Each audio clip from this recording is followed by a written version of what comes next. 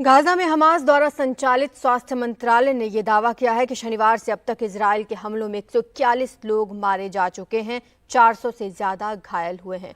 इससे पहले इजरायल ने शनिवार को गाजा के खान यूनुस में बड़ा हवाई हमला किया था।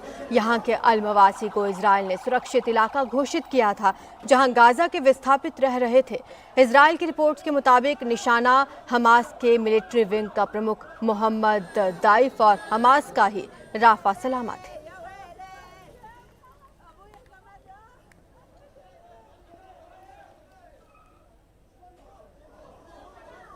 गाजा पर इजरायल के हमले बदस्तूर जारी हैं। गाजा के अधिकारियों के मुताबिक नुसैरत रिफ्यूजी कैंप पर किए गए ताज़ा हमले में 17 फिलिस्तीनियों की मौत हुई है और 80 घायल हुए हैं।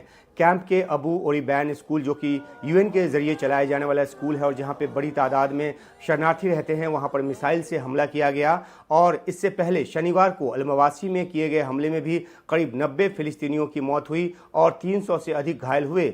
दर्जनों फिलिस्तीनी जो हैं वो मलबे में दब गए, जिसमें बच्चे और महिलाएं शामिल हैं।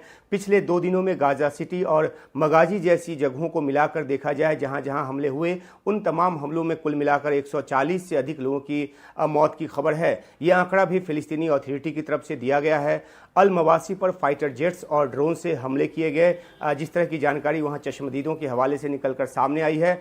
अल-मवासी इलाके को इजरायल ने फिलिस्तीनियों के लिए सेफ जोन घोषित कर रखा है। ये खान यूनिस से लगने वाला इलाका है और अलग अलग इलाकों से लाखों की तादाद में शरणार्थी यहां पर आकर रह रहे हैं। जब इजरायल ने राफा पर हमले शुरू किए, उसके बाद राफा से भी लाखों की तादाद में लोगों ने आकर अल-मवासी के इलाके में शरण ली और ऐसे इलाके में इजरायल के हमले की जो निंदा है वो की जा रही है, जहां पर लाखों की तादाद में शरणार्थी टेंट में रह रहे हैं, जिनके पास जीवन की मूलभूत ज़रूरतों को पूरा करने का जरिया भी नहीं है और भूख जो है उससे वो परेशान हैं। दूसरी तरफ इजरायल का कहना है कि उसने हमास के 2 बड़े कमांडरों को निशाना बनाते हुए हमला किया और जो जानकारी दी गई है उसके मुताबिक हमास के मिलिट्री विंग के कमांडर मोहम्मद डैफ और एक और कमांडर को निशाना पर लिया गया। लेकिन अभी तक ये साफ नहीं हो पाया है कि क्या ये दोनों मारे गए या नहीं। हमास ने मोहम्मद डैफ के मारे जाने की खबर का खंडन किया है। मोहम्मद डैफ जो है वो 7 अक्टूबर के आतंकी हमले का, इजरायल पर जो हमास ने आतंकी हमला किया,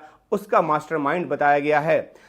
इजरायल और हमास के बीच जो है कई दौर की बातचीत, मध्यस्थों के जरिए कई दौर की जो बातचीत है, उसके बावजूद सीज फायर समझौता नहीं हो पाया है। हमास जो है वो जहां इजरायल के हमले को पूरी तरह से रोकने और इजरायली सैनिकों की गाजा से पूरी तरह से वापसी की शर्त पर अड़ा हुआ है, वहीं इजरायल के पीएम बेंजामिन नेतन्याहू तमाम आलोचनाओं के बाद भी हमले रोकने को तैयार नहीं है। उनका कहना है कि बंधकों की जब तक वापसी नहीं होती, तमाम बंधकों की, और जब तक हमास का पूरी तरह से खात्मा नहीं होता और जब तक ये निश्चित नहीं होता कि हमास फिर से इजरायल के लिए खतरा न बन सके, ये सुनिश्चित करने के बाद ही युद्ध जो है वो रोका जाएगा। और इन सब के बीच गाजा के जो आम नागरिक हैं उनकी बड़ी तादाद में जान जा रही है और इस तरह से लगातार हमलों में जो जान जा रही है उसे कई देशों की तरफ से, कई देश के नेताओं की तरफ से नरसंहार तक कहा जा रहा है। लेकिन इजरायल जो है वो अपनी शर्त पे अड़ा है और वो चाहता है कि जब हमास का पूरी तरह से खात्मा हो तभी वो युद्ध रोकने को तैयार होगा।